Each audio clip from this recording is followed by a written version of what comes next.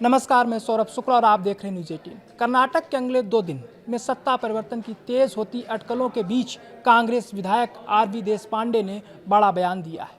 उन्होंने कहा कि अगले 24 घंटे के दौरान सिद्धारमैया इस्तीफा दे सकते हैं। किसी कांग्रेस नेता का इस तरह का ये पहला बयान है। उन्होंने कहा, मुख्यमंत्री ने पहले इस्तीफा देने का फैसला कर लिया है और वे कल यानी 28 मई 2026 को इस्तीफा दे सकते हैं। विधायक चाहते थे कि वे अपने पद पर बने रहें, लेकिन उन्होंने कहा कि मैंने आला कमान को अपनी जुबान दे दी है। अब आला कमान ही तय करेगा कि अगला मुख्यमंत्री कौन होगा। लेकिन मुख्यमंत्री सिद्धारमैया के इस्तीफे और डिप्टी सीएम डी.के. शिवकुमार के अगले मुख्यमंत्री बनने की अटकलों के बीच अब एक नया राजनीतिक फार्मूला सामने आया है, जिसने सियासी हलचल और बढ़ा दी है।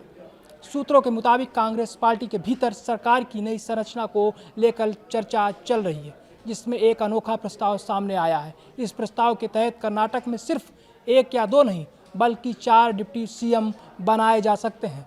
बताया जा रहा है कि ये कदम विभिन्न सामाजिक और राजनीतिक संतुलन को साधने के लिए उठाया जा सकता है। सूत्रों के अनुसार इन 4 संभावित डिप्टी सीएम पदों को अलग अलग वर्गों से जोड़ा जा सकता है। इसमें दलित, ओबीसी, लिंगायत और अल्पसंख्यक समुदाय से एक नेता को उप मुख्यमंत्री बनाए जाने की चर्चा है। इससे सरकार में सभी प्रमुख वर्गों का प्रतिनिधित्व सुनिश्चित करने की कोशिश की जा रही है।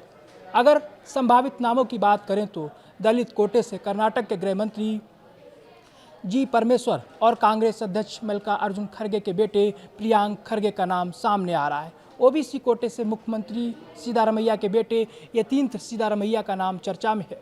वही लिंगायत समुदाय से एम.बी. पाटिल और ईश्वर खंड्रे के नामों पर विचार किया जा रहा है। अल्पसंख्यक समुदाय से के.जे. जॉर्ज, यूटी खादर और जमीर अहमद खान का नाम सामने बताया जा रहा है। इसी बीच कर्नाटक की राजनीति में एक अहम बैठक भी होने जा रही है।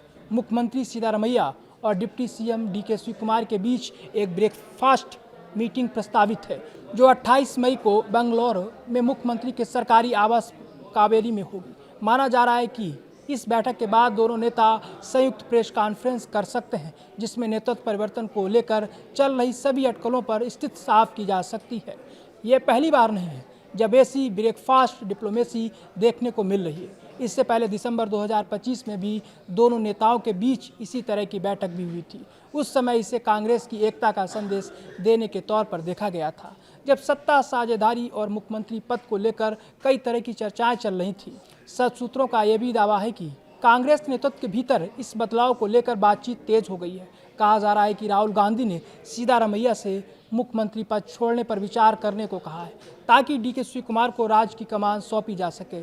इसके साथ ही यह भी चर्चा है कि सिद्धारमैया को केंद्र की राजनीति में बड़ी भूमिका दी जा सकती है और उनके बेटे यतीन्द्र सिद्धारमैया को उप मुख्यमंत्री बनाए जाने का प्रस्ताव भी सामने आया है। हालांकि इस पूरे मामले पर अभी तक कांग्रेस पार्टी की ओर से कोई आधिकारिक बयान सामने नहीं आया है, लेकिन राजनीतिक गलियारों में चर्चाएं तेज हैं और समर्थकों के बीच भी उत्साह और अटकलों का दौर जारी है। कुछ जगहों पर डी.के. शिवकुमार के समर्थकों ने उन्हें अगला मुख्यमंत्री बताते हुए पोस्टर और सोशल मीडिया संदेश भी साझा करना शुरू कर दिया है। अब सभी की नज़रें 28 मई की इस अहम बैठक पर टिकी हैं, जहां ये साफ हो सकता है कि कर्नाटक की राजनीति किस दिशा में आगे बढ़ेगी।